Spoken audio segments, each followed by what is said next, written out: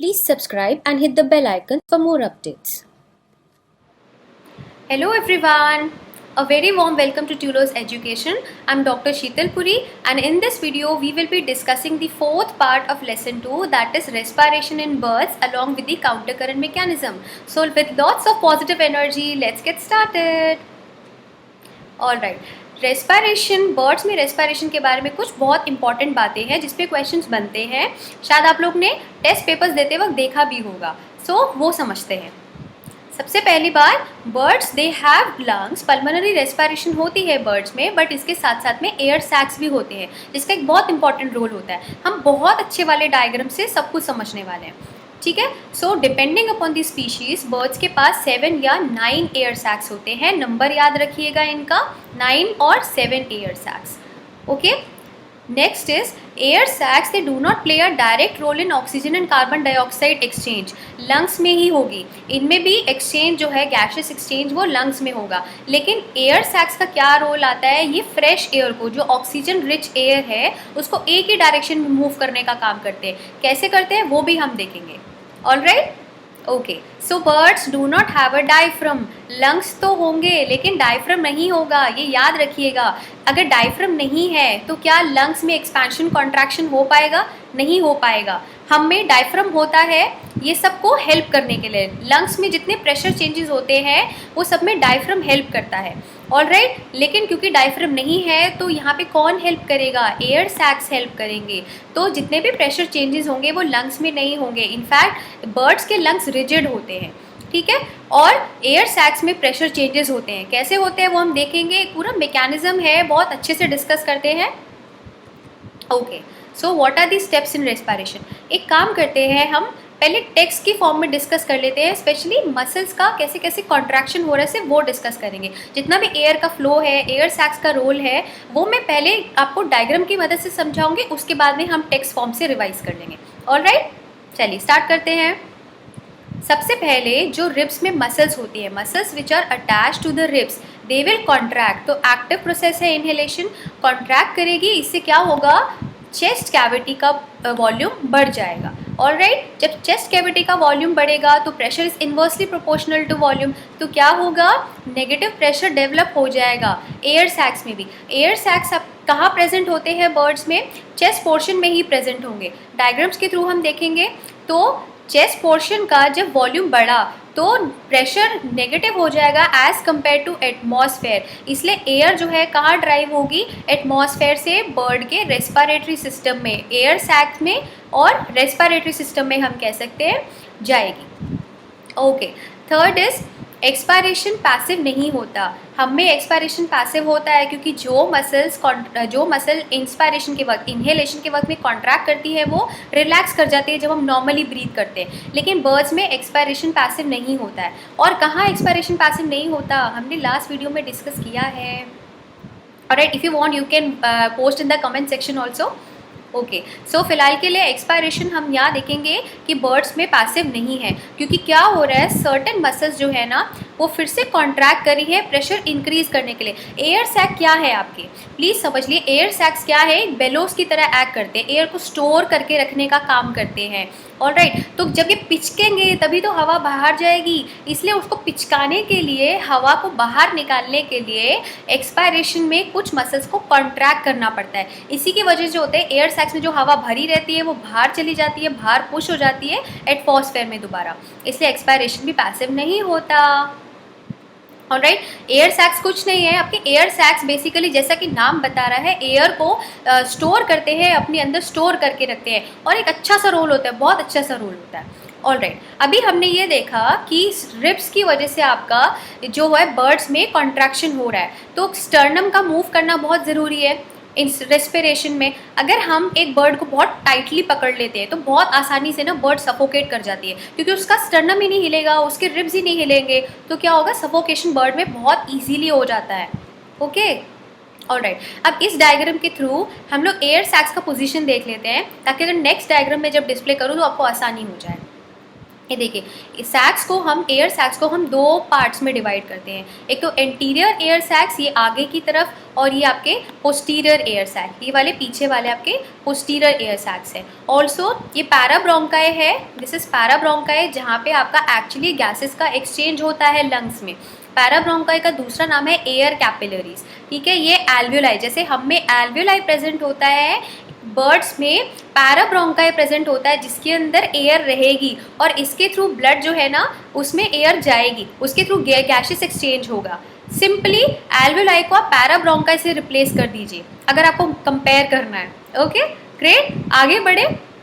Alright, इसको एक और तरीके से देख लेते हैं हम लोग। ये देखिए एंटीरियर एयर सैक्स आपके इधर है, these are your posterior air sacs, and बीच में जैसे ट्रेकिया होता है, windpipe, primary bronchi dividing to intrapulmonary bronchus, और इंट्रा पल्मोनरी ब्रोंकस की दो ब्रांचेस है। प्लीज़ इसको थोड़ा देखिए, नाम से घबराइए मत, अभी समझा देती हूँ मैं। इंट्रा पल्मोनरी ब्रोंकस आपका दो पार्ट्स में डिवाइड हो रहा है, वेंट्रो और डोर्सो। डोर्सो मतलब पीछे वाला, वेंट्रो मतलब आगे वाला, वेरी सिंपल। अब ये देखिए हम एयर फ्लो को समझते हैं डायग्राम की मदद से, कैसे कैसे एयर फ्लो होगी। अब इसी डायग्राम को मैं एयर फ्लो में दिखाने वाली हूँ कैसे इसमें एयर फ्लो होता है। चलिए ग्रेट, तो रेड आपका फ्रेश एयर इंडिकेट कर रहा है।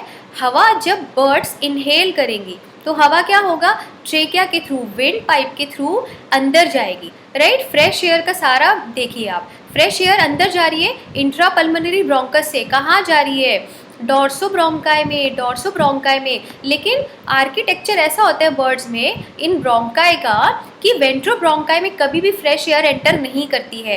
प्लीज़ याद रखिए कि वेंट्रो ब्रोंकाई में कभी फ्रेश एयर एंटर नहीं करेगी, सीधा कहाँ जाएगी, या तो पोस्टीरियर एयर सैक्स में जाके भरेगी या डोर्सो ब्रोंकाई में भरेगी। ऑलराइट, दो जगह पे चली गई आपकी रेड एरोज, आप देख सकते हैं।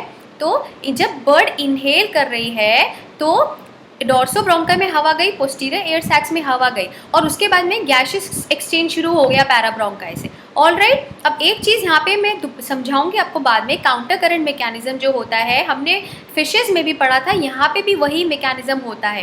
क्योंकि बर्ड्स क्या होती है, कंटिन्यूसली फ्लाई करती हैं, उनको ऑक्सीजन की रिक्वायरमेंट बहुत ज़्यादा होती है, राइट, मेटाबॉलिक रेट ज़्यादा होता है, तो कंटिन्यूसली जो है ऑक्सीजन सप्लाई करने के लिए एफिशिएंट सिस्टम जो है इवॉल्व कर लिया गया बर्ड्स के द्वारा। एक तो क्या होगा, ब्लड जो है हमेशा एयर के अपोजिट फ्लो में जाएगा, राइट। अगर ऐसे एयर जो है जा रही है इस तरफ वेंट्रो ब्रोंकाई की तरफ, तो ब्लड क्या है इस अपोजिट डायरेक्शन में जाएगा। ऑलराइट, चलिए वापस आ जाइए एयर फ्लो पे। अब एयर जो है डोर्सो ब्रोंकाई से गई आपकी एक्सचेंज के लिए, यहाँ पैरा ब्रोंकाई में आप गैसेस एक्सचेंज होगा। पैरा ब्रोंकाई को हम एयर कैपिलरीज बोल रहे हैं, उसको एल्वियोलाई से कंपेयर कर लीजिए जहाँ पे एयर भरी रहेगी। ऑलराइट, अब गैसेस एक्सचेंज होने के बाद में वेंट्रो ब्रोंकाई में ऑक्सीजन डिप्लीटेड एयर पहुंच गई, राइट। अब ये कहाँ जाएगी, एंटीरियर एयर सैक्स में। सो प्लीज़ रिमेंबर, इनहेलेशन के वक्त में पोस्टीरियर एयर सैक्स किससे भरे रहेंगे, फ्रेश एयर से, जिसमें ऑक्सीजन की कॉन्सेंट्रेशन ज़्यादा है, और एंटीरियर एयर सैक्स किससे भरेंगे, ऑक्सीजन डिप्लीटेड एयर से। लेकिन दोनों एयर सैक्स भरे रहेंगे। अगर क्वेश्चन आता है कि दोनों की दोनों एयर सैक्स क्या फ्रेश एयर से भरे रहते हैं, नहीं, एक ऑक्सीजन डिप्लीटेड एयर से भरा रहता है और दूसरा पोस्टीरियर वाला हमेशा फ्रेश एयर से भरा रहता है at the time of inhalation, please remember. Alright, अब एक्सहेलेशन के वक्त क्या होता है, ये देखिए, एक्सहेलेशन के वक्त में हमने डिस्कस किया था, ये देखिए, एक बात तो ये है कि जब इनहेल करेगा तो एयर अंदर जा रही है, ये एरोस देखिए आपके पोस्टीरियर एयर सैक और एंटीरियर एयर सैक्स दोनों की वॉल्यूम बढ़ रही है, राइट, इसीलिए दोनों में हवा आसानी से पहुंच रही है, एयर फिल कर रही है वॉल्यूम बढ़ने की वजह से।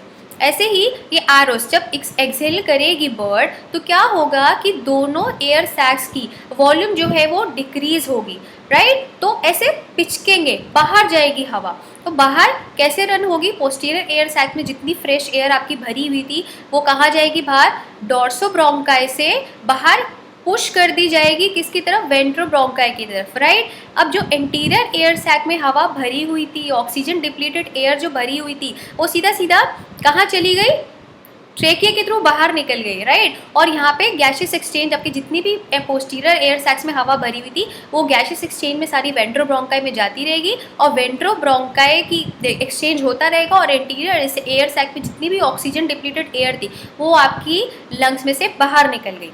अब हम इसको एफिशिएंट क्यों बोल रहे हैं, ये देखिए पैराब्रोंकाई की अगर बात कर रहे हैं तो यहाँ पे डायरेक्टली जो है हवा सीधा पास हो गई, लंग्स में सिर्फ एक ही ब्रांच में गई। तो पैराब्रोंकाई के पास आपकी हमेशा फ्रेश एयर पहुंची, राइट। लंग्स के पास हमेशा फ्रेश एयर पहुंची, कोई ऑक्सीजन डिप्लीटेड एयर नहीं पहुंची। जबकि एल्वेलाई में, हमारी एल्वेलाई में मिक्सिंग ऑफ एयर होती है, राइट। जो ऑक्सीजन डिप्लीटेड एयर आती है टिश्यूज़ के यूज़ होने के बाद, वो मिक्स हो जाती है फ्रेश एयर जो हम इनहेल कर रहे हैं उसके साथ, तो मिक्सिंग हो जाती है एयर की। लेकिन यहाँ पे कोई मिक्सिंग नहीं हो रही एयर की, इसीलिए इनका बर्ड्स का जो रेस्पिरेटरी सिस्टम है वो इतना एफिशिएंट है। चलिए अब हम इसको टेक्स्ट की फॉर्म में समझ लेते हैं जल्दी से। If you want you can click the screenshots also notes बनाने के लिए।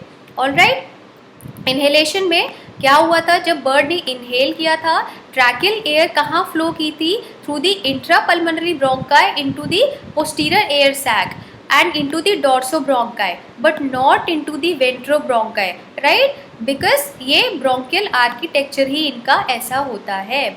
ओके, अब डॉर्सोब्रोंकाई से इनहेल्ड एयर कहाँ फ्लो करी थी, पैराब्रोंकाई के पास गैस एक्सचेंज के लिए टू द वेंट्रोब्रोंकाई, जहाँ से गैस कहाँ पे कहाँ पे एयर कहाँ एस्केप हो सकती है, सिर्फ इंटीरियर एयर सैक्स में जा सकती है। All right, okay.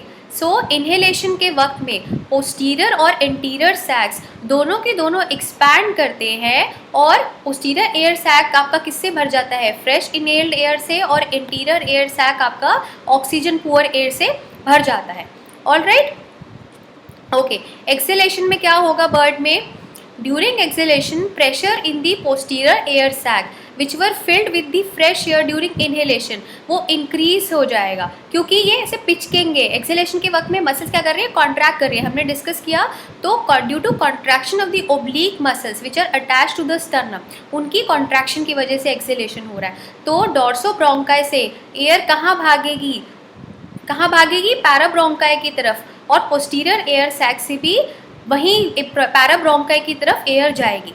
During in this same process जो इनहेलेशन में हुआ था वही होगा। All right, great.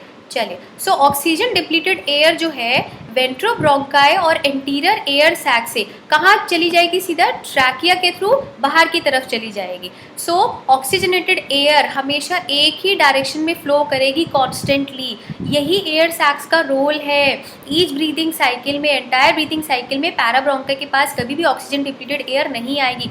Very very conceptual and very interesting, right. I know कि बहुत अच्छे से सब लोग को समझ में आ गया है, सो प्लीज़ लाइक करने में कोई कंजूसी नहीं होनी चाहिए। Great, okay. सो अब एक और चीज़ है काउंटर करंट मैकेनिज्म।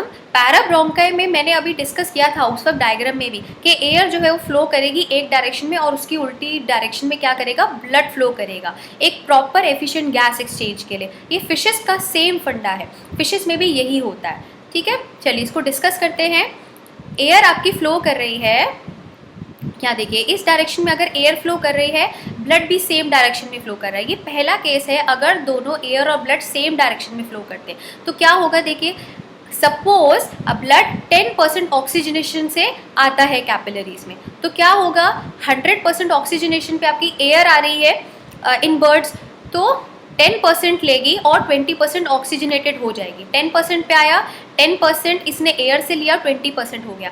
ऐसे ही 10% और लेगा ब्लड तो 30% ऑक्सीजनेटेड हो जाएगा, फिर 10% लेगा 40 और 50। लेकिन अब ये पॉइंट देखिए, एयर भी 60% ऑक्सीजनेटेड और ब्लड भी 60% ऑक्सीजनेटेड, तो कांटा लग गया, राइट। एक्सचेंज रुक गया क्योंकि इक्विलिब्रियम रीच हो गया, further diffusion of gas stop हो जाएगी, फर्दर एक्सचेंज स्टॉप हो जाएगा।